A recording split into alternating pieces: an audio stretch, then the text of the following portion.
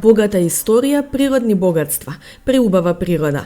Се чини дека град со вакви карактеристики не би требало многу да се грижи за својот развој и за тоа дали граѓаните би сакале да живеат во него.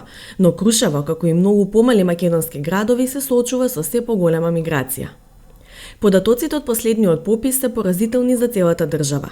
Македонија изгубила десетина од своето население, најмногу од нив млади. Анализите покажуваат дека бројот на млади луѓе е намален за повеќе од 150.000, бројка со која што никој не спори и која за чудо ја признаваат сите политички фактори.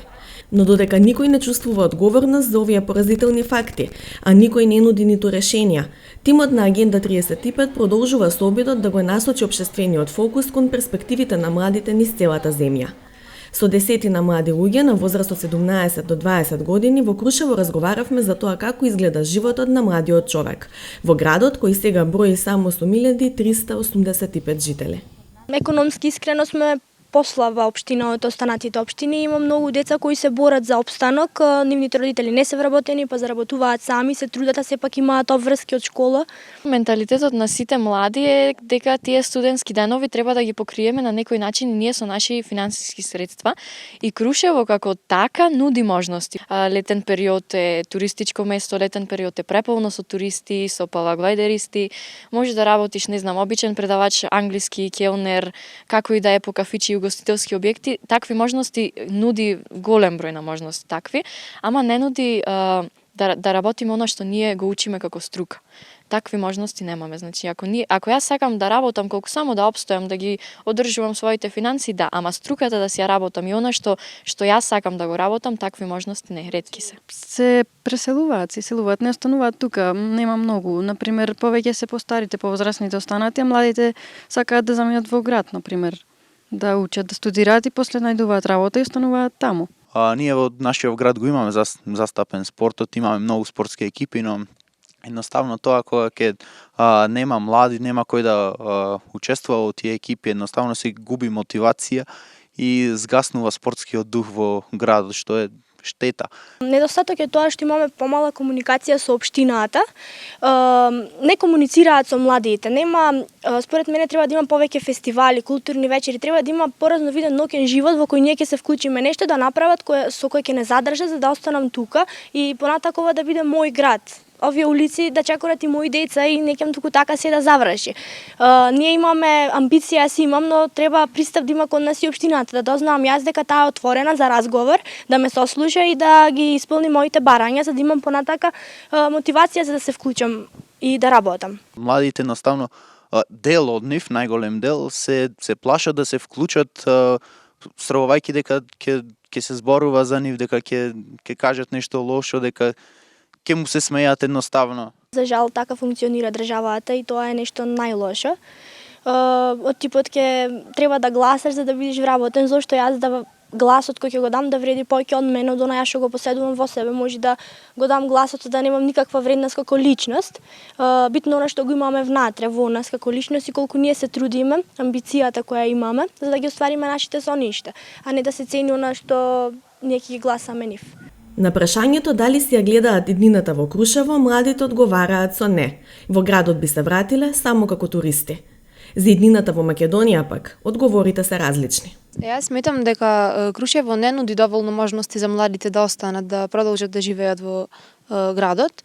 Нема доволно проекти, Цветанка спомна манифестации, онака настани за млади. Па за жал и јас тука не гледам иднината. Нема тука доволно работна места, не се отвараат нови фабрики, нови места кај што ние младите ќе можеме да работиме. А впрочем сите учиме факултет за тоа за да имаме добро работно место. Добро, сега искрено како е времето, секој зема диплома и секој работи. Ама тука во Крушево нема доволно работни места, нема каде да се вклучиме, нема каде да работиме. Тука не можеме да гледаме иднина. Впрочем и самиот процес на образование не е тоа што би сакале да е, самото средно образование, самите факултети не се тоа што би сакале да се. И тоа е главна причина што може младите ни бегаат и надвор од државата да студираат. Еве на пример јас имам понуда да одам Словенија на студии. И баш ќе размислам околу таа понуда, макар што сакам да останам тука. Сега кога ќе завршиме гимназија, планирам некаде на факултет и не знам, може би ќе останам некаде таму, може би на друго место. Се уште немам одлучено за мојата иднина, но се разбира дека ќе го одберам најдоброто место, моментално сите опции ми се отворени. Еве јас конкретно имам другар живее во Германија, таму студира, таму е преселен како мало детенце со неговата фамилија и баш разговаравме на таа тема дали би сакал тука да се врати не. На одмор би дошол и тоа не повеќе од 2 недели. Еден клучен фактор е имплементацијата на законот на млади.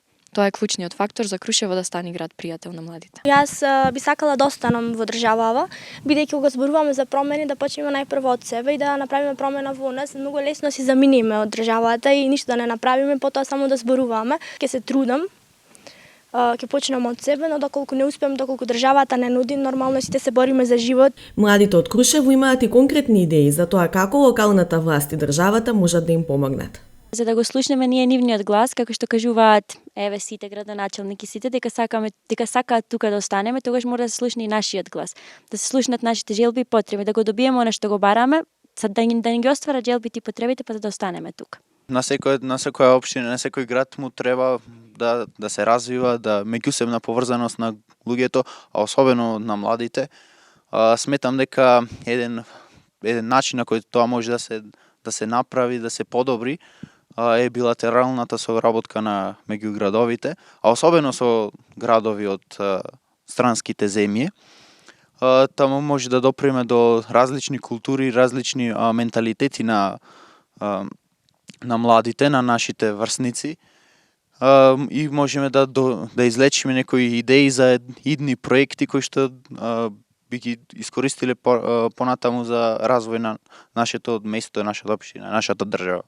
Например, исто така, ние како млади би сакале да имаме и проекти некои например, ако не и со странство, исто така и со странство, како што кажа Вангели, но и со соседните општини, например, соседните блиску градови, што ние како млади не си ги познаваме врсниците, например, во училиште кога ќе појдеме во друг град, тогаш само се запознаваме, иначе немаме никакви други например, други проекти со млади од различни општини, некои младински, организации, било што или некакви спортски надпревари, пријателски, само да се дружиме со другите општини, да ги запознаеме младите кои се на наша возраст. Би рекла дека едно од решенијата, како што кажав, е имплементација на законот на млади и креирање на локален младински совет кој ќе работи со младите и ќе биде вклучен во донесувањето на одлуки и консултацијата со младите. Веќе е застарен оној принцип на владење до пензија, светот оди напред и треба младите да почнат да се прашуваат што им треба и што сакаат, се со цел градот да се развие и да стане пријател на младите. Потребно е да се зголеми комуникацијата помеѓу младите и општината, дека тоа е најбитно, да се слушне нашиот глас и да добијаме дознаење дека може да се вклучиме, дека ќе бидеме поддржани од нивна страна и за да почнеме неуморно да работиме со цел да ги оствариме нашите желби, соништа, цели, нашата визија да стане реалност. Затоа што ние можеме и знаеме и вредиме.